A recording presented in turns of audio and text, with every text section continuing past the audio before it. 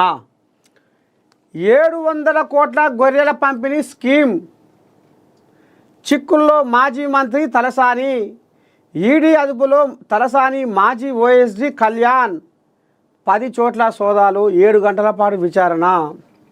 BRS MLA మాజీ మంత్రి తలసాని శ్రీనివాస్ యాదవ్, మాజీ ఓఎస్డీ కళ్యాణ్ కుమార్ను ఈడీ అధికారులు బుధవారం అదుపులోకి తీసుకున్నారు.